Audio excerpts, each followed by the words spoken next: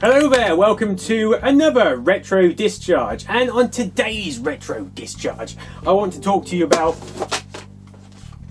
game boxes and games and how we buy them, because times have changed drastically. There was a time when you used to stride into your local game store or Virgin Megastore or just like a corner shop. We used to have places like Software Emporium in Norwich, which sold wall-to-wall games, or even Boots, WH Smith's, and you could pick out a box like this, maybe not this one, and buy it for the princely sum of £9.99, which is an 18-day Easter special, and take it back and play it. And this was just... it was an experience in itself. You go into the shop, most of the time you didn't even know what game you were getting because you didn't have the internet and things to check all details about the game and weigh up your options and check out the reviews. Sometimes you'd buy a game and it was utter tripe. Sometimes it was the best thing in the world, but before you got into that shop and looked at what was available, you didn't know about it. I mean, sure, there were times when you know exactly which game you wanted. You'd seen a review in Sinclair User or Mean Machine Sega. You went into the shop and you bought it.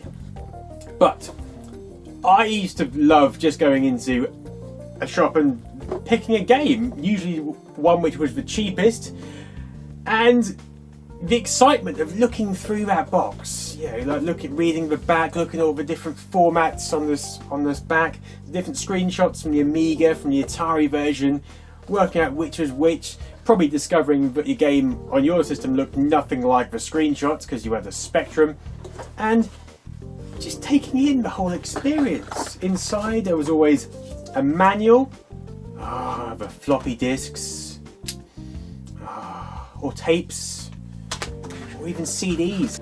And this experience is missing somewhat from our lives now. Now we have Steam and we can look at billions of reviews and go, this has a slightly mixed review, I don't think I'll buy that. And we could be missing out on the best game of our life. You get PDF art and you can download images, but having everything on digital format isn't the same as having a box collection, which is why there's so many people who collect retro games and have stacks of retro games everywhere. And also we miss out on things like this. So here's Wwf Wrestlemania, and inside here is a free VHS tape. World Wrestling Federation on video, and these things were never long. Look how much tape is there. What's that? 15 minutes? Yeah, 14-minute tape. But it was something extra to go with the experience of the game, and even if the game was shit, and WWF Wrestlemania was alright actually, but even if it was shit, you still felt like you got something. Here's another example. Fairy Tale for the Amiga. Inside here, not only do we get the disc, of course, but there's also a freaking map. Look at that. Beautiful. Thing of absolute beauty. A lovely matching manual to go with it, which sparked your imagination, which brought you into the game. And it's the same for the cover art as well. The cover art used to be such a massive part of the game, especially in the days of 8-bit machines and the Spectrum and the like. You saw the cover art, and because the game itself looked nothing like the cover art, because how could it be? You had about 7 pixels to play with. But it didn't matter because you'd imagined this scene inside your head, and that was the game. And imagination was just such a massive part of making the game the experience. And now we have graphics which mean we don't need to imagine where we are because we can see where we are. And sometimes that isn't for the best, because the imagined world is usually a lot better than a world a game developer can create for you, because you imagine something which is unique and personal to you. A game artist, designer will create fantastic worlds, obviously, but you haven't got that mental experience. It's all in the system, and there's not much you can imagine bits, but it's not the same, damn it. Now here's an example of one of those games which I just went into the shop and picked up and bought. This is for the Atari ST. It's called Moonfall. And we've got the Amiga screenshot on the back, and we've got the Commodore 64 screenshot, and I didn't know anything about this game, and I played it and it was bollocks. But I still have a love for the box and the whole experience of getting this game, because it was exciting.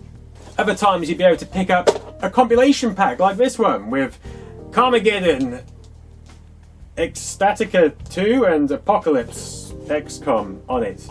And compilations were value for money, obviously, and they were older games, but if you had an older system, that didn't matter because that's all you could run. You know, you had some reviews on here which gave you some good information about what you were receiving, and it was like a mini Christmas, really, wasn't it? You got 3 games in one boom. That could keep you entertained for months, weeks at least. And you also had things like budget range games where the games had been repackaged because they were older, but they were cheaper, so you could go straight to the budget range and know that you could afford to get one of those games at least and pick one out of the masses which were available. So I mean, here's an example of some cover art. This is The Way of the Tiger for the Spectrum, and look at that. You'd be like, oh my god, there's a massive cat eating a fucking ninja and there's stairs going into his mouth. It's crazy. There's screenshots as well, but they are inside the box. There we go, there's some screenshots. So a lot of the time, it was pretty much basing a game by its cover. And a lot of the time, that worked out quite well. And when in the Spectrum days, there was different ranges. There was stuff like the £1.99 range. So £1.99, you could get a game like this, and you could recognise these labels and pick them out, and just pick a game. See how it went. I mean, now you still get games in boxes now, like for example, Retro City Rampage 486 edition, which is trying to recreate that experience. And inside, they've packed some red glasses and various freebies which add to the experience, but you still know exactly what game you're getting, having seen it on Steam and the internet and everywhere else. So you're missing that excitement. It's a bit like those lucky bags, isn't it? Those crappy bags which you used to get from the shop for like £1, and they had shit in them and sweets and like a colouring book. They were filled with crap, but it was fucking exciting to get them nonetheless. There's something about the whole box, isn't there, as well? It's just inside the box.